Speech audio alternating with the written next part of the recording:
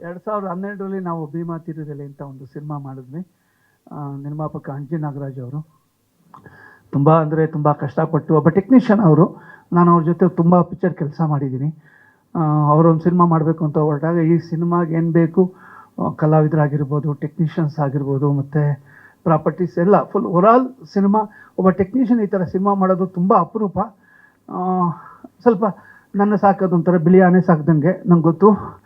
But ಅದು ತಡ್ಕೊಂಡು ತುಂಬ ಖರ್ಚು ಮಾಡಿ ನಾ ಏನು ಕೇಳಿದೆ ಅದನ್ನೆಲ್ಲ ಕೊಟ್ಟರು.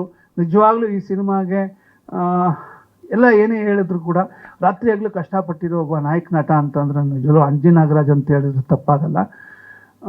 ನಮ್ಮ ಕಲಾವಿದರು ತೊಗೊಂಡ್ರೆ ದುನಿಯಾ ವಿಜಯವರಾಗಿರ್ಬೋದು, ಪ್ರಣೀತ ಅವರು, ಲೋಹಿತ್ ಅಶ್ವ ಅವರು, ಮತ್ತು ಬೇರೆ ಎಲ್ಲ ಲೋಕನಾಥ್ ಸರ್ ಅಂತೂ ನಂಗೆ ತುಂಬ ಪೆಟ್ಟು. ಸೊ ಅವ್ರಿಗೆ ಆ ಪಾತ್ರ ಮಾಡಿಸ್ಬೇಕು ಅಂತ ನಂಗೆ ತುಂಬ ಆಸೆ ಇತ್ತು. ಅವ್ರಿಗೆ ಹೇಳಿದಾಗ ಅಣ್ಣಂಗೆ ಆ್ಯಕ್ಚುಲಿ ನಡೆಯೋಕ್ಕಾಗಲ್ಲ ಅವ್ರಿಗೆ ಅವಾಗ. ಆದರೂ ಸಹ ನಾನೇ ಮಾಡಿ ಮೇಲೆಲ್ಲ ಕರ್ಕೊಂಡೋಗಿ ಜೊತೆಯಲ್ಲಿ ಕೂಡಿಸಿ ಶಾರ್ಟ್ಸ್ ಎಲ್ಲ ಬರಬೇಕು ಅಂದಾಗ ಅಣ್ಣ ನಾನು ಹತ್ತಿನ ಕಣ ಬಾರೋ ಮರಿ ಅಂತೇಳಿ ಅವ್ರು ಹತ್ತಿ ಬಂದು ಕೆಲಸ ಮಾಡಿದ್ರು.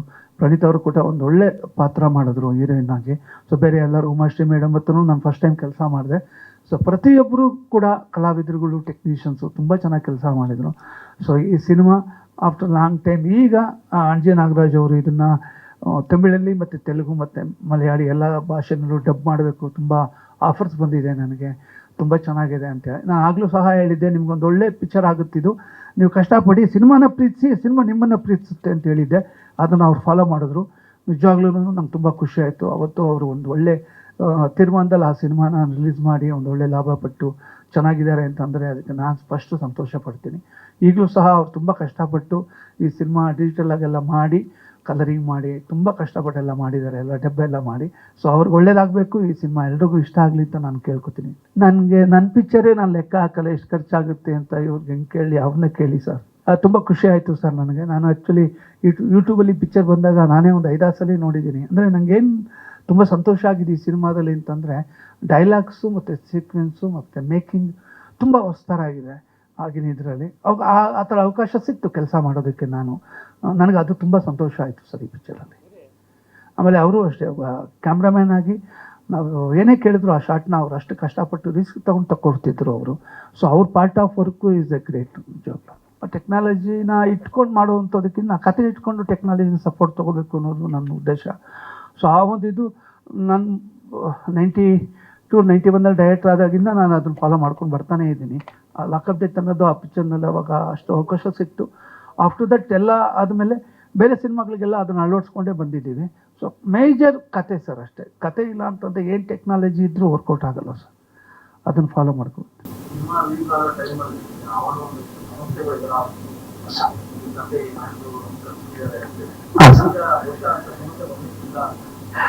ಹಾಗಂತ ಏನಿಲ್ಲ ಸರ್. ಪಾಪ ಅವ್ರು ನಮ್ಮ ಜೊತೇಲಿ ಇಲ್ಲ ಇವತ್ತು. ನನ್ನ ಗುರುಗಳವರು, ನಾನು ಅವ್ರ ಜೊತೆ ತುಂಬ ಒಡನಾಟ ಇಟ್ಕೊಂಡಿದ್ದೀನಿ. ಅವ್ರ ಭಾಷೆಗೆ ನಾನು ತುಂಬಾ ಅಭಿಮಾನಿ. ನಾನು ಅವ್ರಿಗೂ ಗೊತ್ತು ಆ್ಯಕ್ಚುಲಿ. ನಾನು ಅವರು ತುಂಬ ಸಲ ಸಣ್ಣ ಚಿಕ್ಕ ಜಗಳ ಎಲ್ಲ ಆಡಿದ್ದೀವಿ. ನಾನೇ ಹುಚ್ಚ ಅಂದ್ಕೊಂಡಿದ್ದೆ ಕಣೋ, ಇನ್ನೊಬ್ಬ ಹುಚ್ಚ ಇದ್ದಾನೆ ಅಂತ ನಿನ್ನ ನೋಡಿದ್ಮೇಲೆ ಗೊತ್ತಾಗಿದ್ದು ಅಂದರು. ಆಮೇಲೆ ಜೊತೆಲೆಲ್ಲ ಯಾವಾಗಲೂ ಮುತ್ತಪ್ಪರೈ ಸರ್ ಮನೆಗೆಲ್ಲ ಊಟಕ್ಕೆ ಹೋಗ್ತಾ ಇದ್ವಿ ನಾನು ಅವ್ರಿಬ್ರು. ತುಂಬ ಸಲ ನಾನು ಅವ್ರಿಗೆ ರಾತ್ರಿ 3 ಗಂಟೆ ಜೊತೆಲಿದ್ದು ಅವ್ರ ಮನೆಗೆಲ್ಲ ಬಿಟ್ಟು ಹೋಗ್ತಾ ಇದ್ದೆ ನಾನು ಅಷ್ಟು ಇದು ಸರ್. ಬಟ್ ಕೆಲಸ ಅಂತ ಬಂದಾಗ ನಾನು ಯಾರನ್ನು, ನಮ್ಮ ತಂದೆನೂ ಸಹ ನಾನು ಆ್ಯಕ್ಚುಲಿ ಅವ್ರನ್ನ ಯಾವ ಜಾಗದಲ್ಲಿದ್ದರೆ ಅದನ್ನು ನೋಡೋಕ್ಕೆ ಇಷ್ಟಪಡ್ತೀನಿ. ಕೆಲಸ ಬಂದಾಗ ನಾನು ಹತ್ರ ತೊಗೊಳಕ್ಕೆ ಇಷ್ಟಪಡಲ್ಲ ಸರ್. ಕೆಲ್ಸಕ್ಕೆ ಗೌರವ ಕೊಡ್ತೀನಿ. ಆ ಒಂದು ಇದರಲ್ಲೇನೋ ಸಣ್ಣ ಪುಟ್ಟ ಮಾತಾಗಿರ್ಬೋದು. ಬಟ್ ಈಸ್ ರಿಯಲಿ ಗ್ರೇಟ್ ಅಂತ ಬರವಣಿಗೆ ಇರೋವಂಥ ಬರಹಗಾರ ಅವರು ಮುಂದೆ ನಾವೊಬ್ಬರು ಅವ್ರ ಅಭಿಮಾನಿ ಅಂತ ತಿಳ್ಕೊಳ್ಳೋಕ್ಕೆ ನಿಜವೂ ತುಂಬ ಸಂತೋಷ ಆಗುತ್ತೆ. ಅದೇನೋ ಒಂದು ಸಣ್ಣ ಇದು ಬಂದು ಒಂಥರ ತಿಳ್ಕೊಂಡೋಯ್ತು ಅಷ್ಟೇ ಸರ್. ನಾ ಹೇಳಿದೆ ಸರ್ ಕರೀರಿ ಅಂತ ಹೇಳಿದೆ.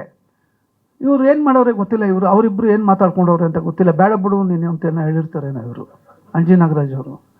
ಏನು ವಿಜಿಗೆ ಹೇಳ್ದ ಬರೋಕ್ಕೆ, ಏನಂದರು, ಕಾರಿಲ್ಲ ಅಂದ್ರ ಮತ್ತೆ ನಂಗೆ ಗೊತ್ತಿಲ್ಲ ಸರ್. ದೇವ್ರನ್ನ ಹೇಳಿದ್ದೀನಿ ಅವ್ರನ್ನ ಒಂದಿಬ್ಬರನ್ನ ಕಲಾವಿದರುಗಳನ್ನ ಕರ್ಸು, ನಾವು ಎಲ್ಲ ಚೆನ್ನಾಗಿರುತ್ತೆ. ಆಮೇಲೆ ಡೈಲಾಗ್ MS ರಮೇಶ್ ಅವ್ರನ್ನೂ ಕರ್ಸು ಅಂತ ಹೇಳಿದ್ದೆ ಸರ್ ನಾನು. ತುಂಬ ಒಳ್ಳೆ ಡೈಲಾಗ್ ಬರೆದಿದ್ದಾರೆ ಪಿಕ್ಚರಲ್ಲಿ ಅವರು. Is a great. ಬಟ್ ಏನು ಅಂತ ನನಗೆ ಐಡಿಯಾ ಇಲ್ಲ ಸರ್ ಆ್ಯಕ್ಚುಲಿ. ನಾವು ಕೆಲವು ಸಲ ನಾವೇ ಸಿನಿಮಾ ಮಾಡಿದವರೇ ಕೂಡ ಯಾವುದಾನ ಸಿನಿಮಾಗಳು ಓಡದೇ ಇರೋ ಟೈಮಲ್ಲಿ, ಚೆನ್ನಾಗಿ ಬರದೇ ಇರೋ ಟೈಮಲ್ಲಿ ಯಾವುದೋ ಒಂದು ನಮ್ದು ಹಳೆ ಸಿನಿಮಾನ ಹಾಕ್ಕೊಂಡು ನೋಡಿದಾಗ ಏನೋ ಒಂಥರ ಚೆನ್ನಾಗಿ ಕಾಣಿಸುತ್ತೆ ಸರ್ ಆ್ಯಕ್ಚುಲಿ. ಚೆನ್ನಾಗಿದೆಯಲ್ಲ, ಒಳ್ಳೆ ಕತೆ ಅಲ್ಲ, ಆ ಟೈಮಲ್ಲಿ ಇವೆಲ್ಲ ಸಿಕ್ತಲ್ಲ ಅಂತೇಳಿ. ಆಮೇಲೆ ಕೆಲವು ಸಲ ರಿಲೀಸ್ ತುಂಬ ಸಿನಿಮಾಗಳು ಮಾಡಿದ್ದಾರೆ ಸರ್. ಬಂದಿದೆ. ಎಟ್ಟೆಟ್ಟಿನಲ್ಲಿ ಕೂಡ ಒಂದು ಒಳ್ಳೆ ಪ್ರಶಂಸೆ ಸಿಕ್ಕಿದೆ. ಆ ಒಂದು ವಿಷಯ ಇಟ್ಕೊಂಡು ಅಂಜಿ ನಾಗರಾಜ್ ಅವರು ಆ ತೀರ್ಮಾನ ತಗೊಂಡಿದ್ದಾರೆ. ನಾವು ಮಾಡಿರೋ ಎಲ್ಲ ಸಿನಿಮಾಗಳಲ್ಲಿ, ಅವ್ರು ನಿರ್ಮಾಣ ಮಾಡಿರೋ ಸಿನಿಮಾಗಳಲ್ಲಿ ಇದು ಒಂದು ಉತ್ತಮವಾದ ಚಿತ್ರ. ಈ ಚಿತ್ರ ಬಂದರೆ ಚೆನ್ನಾಗಿರುತ್ತೆ ಅನ್ನೋ ಉದ್ದೇಶದಿಂದ ಅವರು ಮಾಡಿದ್ದಾರೆ ಅಂತ ನನಗೆ ಅನಿಸುತ್ತೆ ಸರ್. ಈಗ ನಾನು ಮಾಡ್ತೀನಿ ಸರ್, ನಮ್ಮದೇ ಒಂದು ಓನ್ ಪ್ರೊಡಕ್ಷನ್ ಇದೆ, ಫೀನಿಕ್ಸು, ಈಗ ಮೊನ್ನೆ ಮುಗೀತು ಅದೊಂದು. ಮತ್ತು ಇಲಾಖೆ ಅಂತ ಅದು ಈಗ ಶುರು ಆಗ್ತಿದೆ 15ನೇ ತಾರೀಕಿಂದ. ಈ ವರ್ಷ ಎಲ್ಲ ಒಂದು 3 ಸಿನಿಮಾ ಬರೋ ಥರ ಇದೆ. ಒಂದು ಹೊಸ ಪಿಕ್ಚರು ಈಗ ಮಾರ್ಚ್ 19ಕ್ಕೆ ಶುರು ಮಾಡ್ತೀನಿ ಸರ್. ನಮ್ಮ ವಿಜಯವಾಹಿನಿ ನ್ಯೂಸ್ ಚಾನೆಲ್ನಲ್ಲಿ ಕೆಲಸ ಮಾಡಲು ಆಂಕರ್ ಹಾಗೂ ವಿಡಿಯೋ ಎಡಿಟರ್ಸ್ ಬೇಕಾಗಿದ್ದಾರೆ. ಆಸಕ್ತಿಯುಳ್ಳವರು ಕೆಳಗೆ ಕೊಟ್ಟಿರೋ ನಂಬರ್ಗೆ ಕರೆ ಮಾಡಿ. 8073516055.